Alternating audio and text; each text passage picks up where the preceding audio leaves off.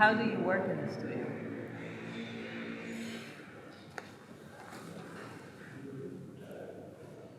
How do you arrive to the studio?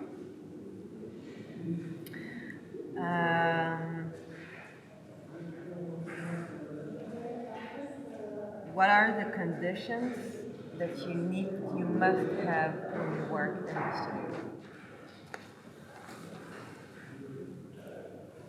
How do you warm up?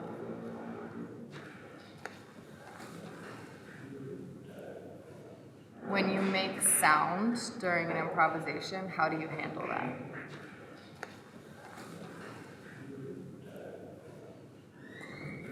What comes before what? The sound, or the sound to the body, or the body to the sound? What generates what?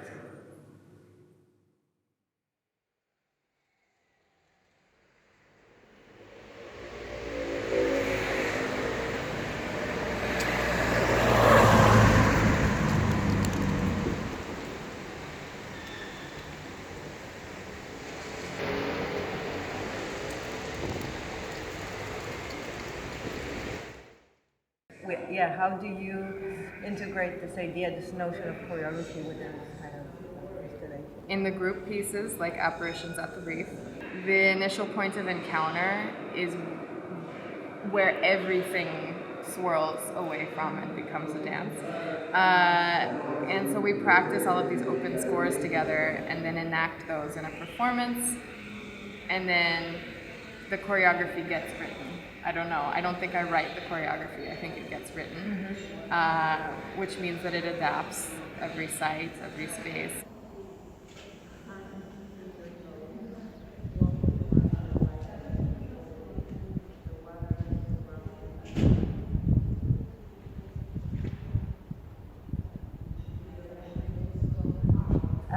It's interesting because it seems to me that you're using a lot of, imagination is a very important part in your work, and I was just wondering how do you step into this, like the main, which is first is very personal, how do you communicate it to other people with whom you work, and then how, because for me it's like this, I'm entering this state of like imagining something, and then I like everything,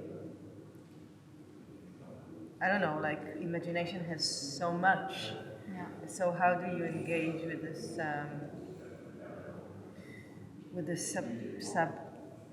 sub things that are coming from the subconscious or from dreams? I don't know. Like how do you? Yeah. It's a really nice question. I mean, I'll just tell you the first rehearsal I ever had with Alex and Danielle, we talked about what's in our reservoir, or what's in our archive, what's already here. And then dancing through that, moving through that, gestures, showing, and storytelling. A lot of storytelling. Yeah. So like, and passing, we actually did this in an exercise together, like passing heat, passing stories, receiving sense memory.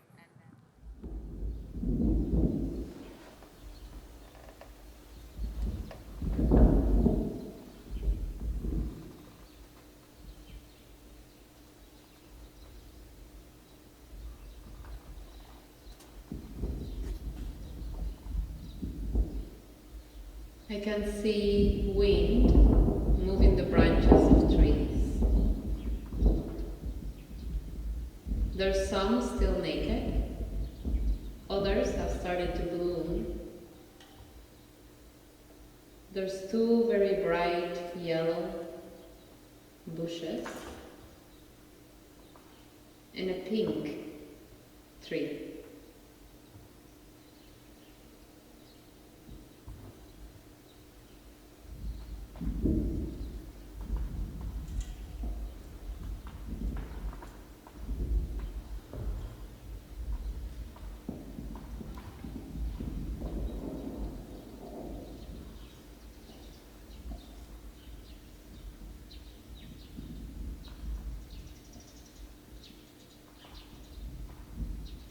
Sun is back. Now I'm laying down on the field. It's covered with grass.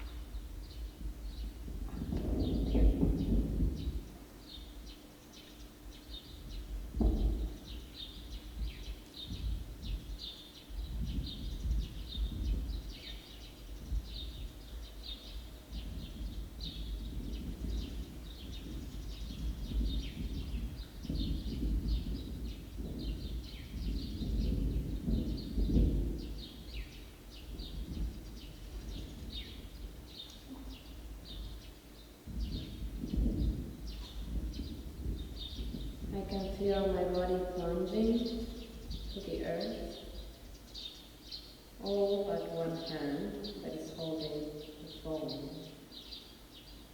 So I can record this for you.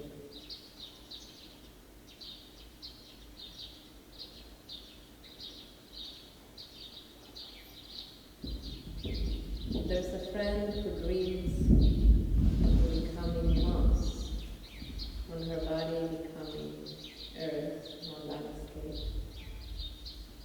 if it is already one landscape. A friend that dreams that her breasts become mountains, filled with moss.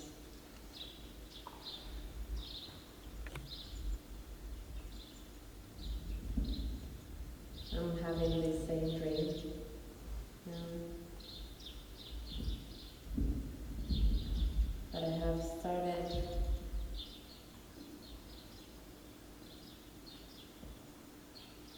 started to shake.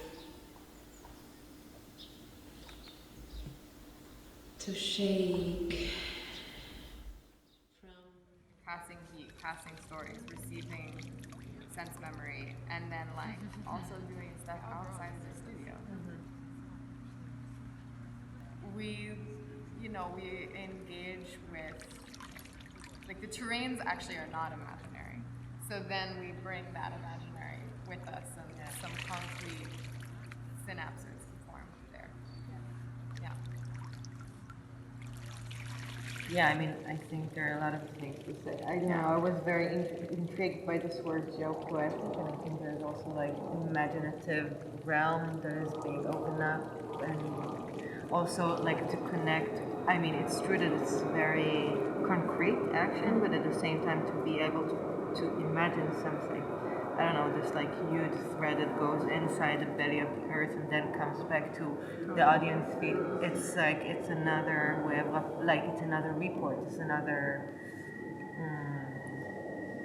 we charge ourselves differently. For me, when I tell myself a story, when I step into this kind of imaginative world that I'm building by myself, and it's nice that in a way it goes always in between something very concrete, storytelling, touching, this kind of things, into like then the body dancing. Yeah.